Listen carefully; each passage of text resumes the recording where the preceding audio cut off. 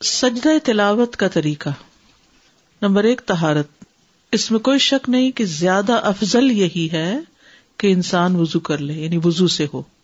لیکن اگر وضو نہیں تو سجدہ نہ چھوڑے، سجدہ کر لے. سجدہ تلاوت کے لیے طہارت کی شرط نہیں لگائی جائے گی، کیونکہ انسان جنابت کے علاوہ تمام حالات میں قرآن پڑھ سکتا ہے، اور اگر سجدہ کی آیت آ جائے تو وہ سجدہ کرے گا، خواہ وہ طہارت کی حالت میں ہو یا نہ ہو.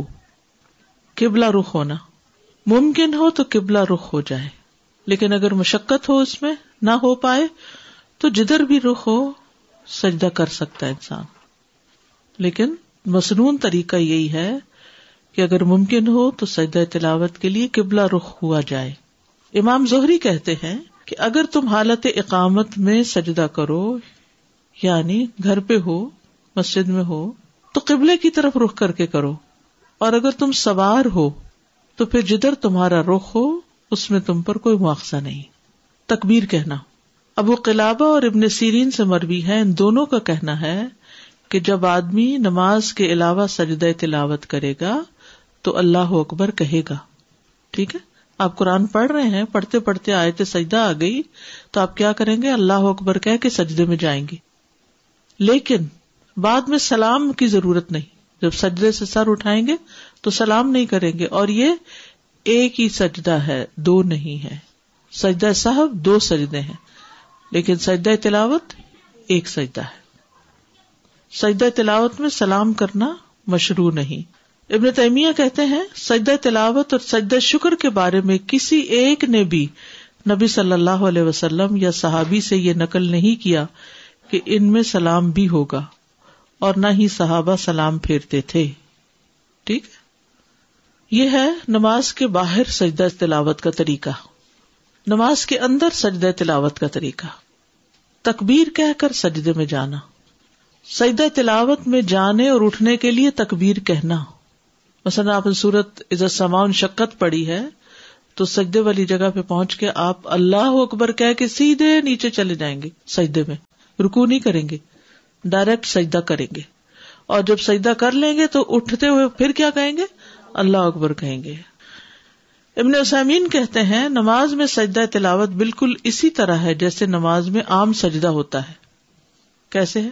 جیسے عام سجدہ ہوتا ہے نماز کا، ویسے ہی سجدہ تلاوت ہے. سجدہ تلاوت کی مسنون دعائیں. حضرت عائشہ سے مروی ہے، وہ کہتی ہیں کہ رسول اللہ صلی اللہ علیہ وسلم رات کو قرآن کے سجدوں میں سجدہ کرتے ہوئے یہ دعا تکرار سے پڑھا کرتے تھے. ایک دفعہ نہیں، کئی بار. سجد وجہی للذی خلقہ وشق سمعہ وبصرہ بحولہ وقوتہ. میرا چہرہ اس ذات کے لیے سجدہ ریز ہے جس نے اس کو پیدا کیا اور اپنی طاقت اور اپنی قوت سے اس کی سماعت اور اس کی بصارت بنائی. یعنی کان آنکھ اللہ نے اپنی قوت سے بنائے. نماز کے سجدے والی دعائیں پڑھنا. اگر یہ اوپر والی 2 دعائیں یاد نہیں تو جو نماز میں سجدے میں پڑھتے ہیں سبحان ربی الاعلی، وہ بھی کافی ہے. سجدہ تلاوت دوسرے سجدوں کی طرح ہی ہے، اور نبی صلی اللہ علیہ وسلم نے اللہ کے اس فرمان سبح اسم ربک الاعلی کے متعلق فرمایا ہے کہ اسے اپنے سجدوں میں پڑھا کرو. تو اس پر ہم کہتے ہیں کہ جب انسان سجدہ تلاوت کرے تو وہ کہے سبحان ربی الاعلی، سبحانک اللہم ربنا وبحمدک اللہم اغفر لی، اللہم لک سجدت وبک آمنت ولک اسلمت، سجد وجہی للذی خلقہ وصورہ وشق سمعہ وبصرہ بحولہ وقوتہ، اللہم اکتب لی بہا اجرا وحط انی بہا وزرا واجعلها لی عندک ذخرا وتقبلها منی کما تقبلتها من عبدک داود. تو اگر انسان اس کے علاوہ کوئی دعا پڑھے جب اسے یہ حفظ نہ ہو تو کوئی حرج نہیں. سجدہ تلاوت والی آیات سے سجدہ کیے بغیر نہ گزرنا. عقبہ بن عامر کہتے ہیں کہ میں نے رسول اللہ صلی اللہ علیہ وسلم سے کہا اللہ کے رسول کیا سورہ الحج میں 2 سجدے ہیں؟ آپ نے فرمایا ہاں، اور جو یہ 2 سجدے نہ کرنا چاہے وہ ان دونوں آیات کی تلاوت ہی نہ کرے. پھر یہ حدیث اس پر دلالت کرتی ہے کہ سجدہ تلاوت کے بارے میں تاکید آئی ہے، لیکن آپ کا یہ فرمان فلا یقرأہما کہ وہ ان آیات کی تلاوت نہ کرے تو ممکن ہے کہ اس کو اس بات پر معمول کیا جائے کہ انسان انہیں نماز میں نہ پڑھے تاکہ اسے سجدے کی ضرورت پیش نہ آئے. یعنی اس کا یہ مطلب نہیں کہ پورا قرآن پڑھ جائے اور ہر سجدے کی آیت کو چھوڑتا جائے، یہ نہیں ہے اس کا مقصد. یعنی نماز میں پھر چوائس اوپن ہے، پورا قرآن کہیں اور سے پڑھ لو، یہ نہ نماز میں نہ پڑھو. اور اگر انہیں نماز سے ہٹ کر پڑھے گا تو یہ امر مطلوب ہے کہ انسان پورا قرآن پڑھے، لیکن یہ بات کہ پہلے وہ نماز میں ان دونوں سجدے والی آیات کو منتخب کرے پھر سجدہ نہ کرے تو ایسا کرنا مناسب نہیں. یعنی آپ پڑھ تو رہے ہیں وہ آیتیں جو سجدے والی ہیں اور سجدہ ہی نہیں کر رہے تو ایسا نہیں کرنا. یا آپ کا مقصد یہ تھا کہ اس کی اہمیت بہت ہے اور اس میں تاخیر نہیں کرنی چاہیے. سجدہ تلاوت واجب نہیں ہے. جمہور علماء کے ہاں مشہور ہے کہ تمام کے تمام سجدہ تلاوت سنت ہے، واجب نہیں ہے. جو سجدہ تلاوت کرے تو ایسا کرنا صحیح ہے، اور جو سجدہ تلاوت نہ کرے تو اس کے ذمہ کچھ نہیں ہوگا، جیسے کہ عمر رضی اللہ عنہ سے یہ وارد ہوا ہے. عمر بن خطاب سے روایت ہے، انہوں نے جمعہ کے دن ممبر پر سورۃ النحل تلاوت فرمائی.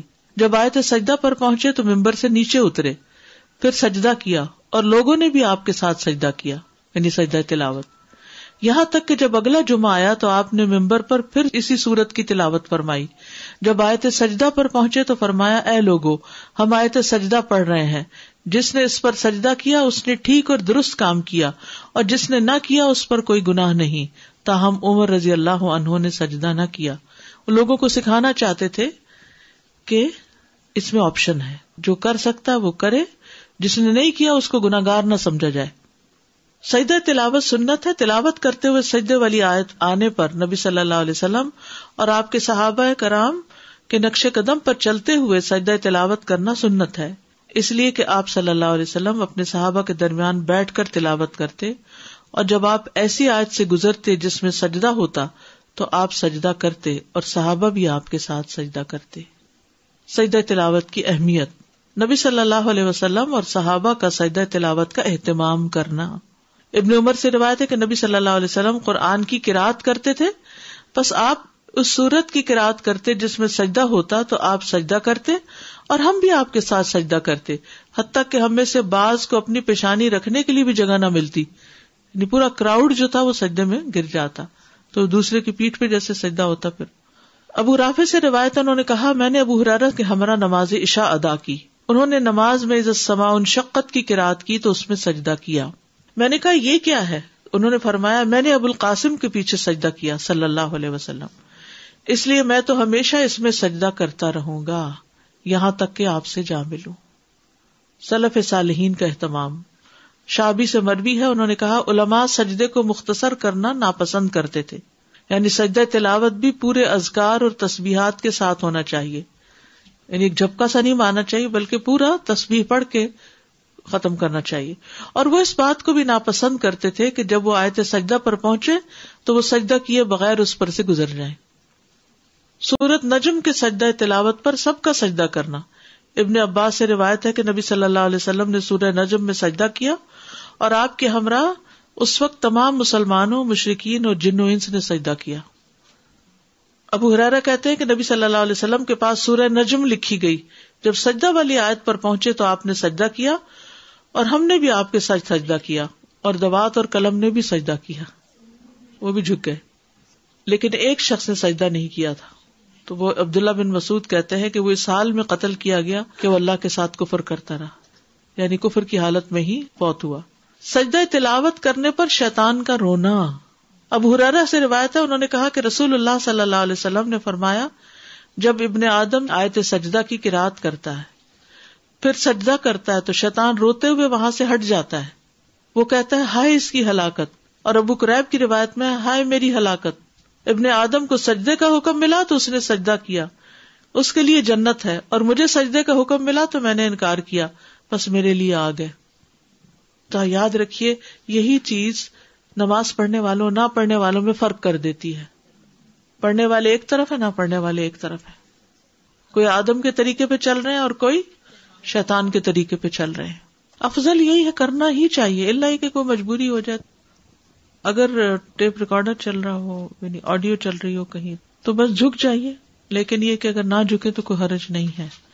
اس میں کہتے ہیں کہ تلاوت کرنے والا جھکے تو آپ جھکے، تو اب اس میں شک ہے کہ جب وہ تلاوت کر رہا تھا وہ جھکا تھا کہ نہیں. اگر وہ جھکا تھا تو ہمیں بھی جھک جانا چاہیے.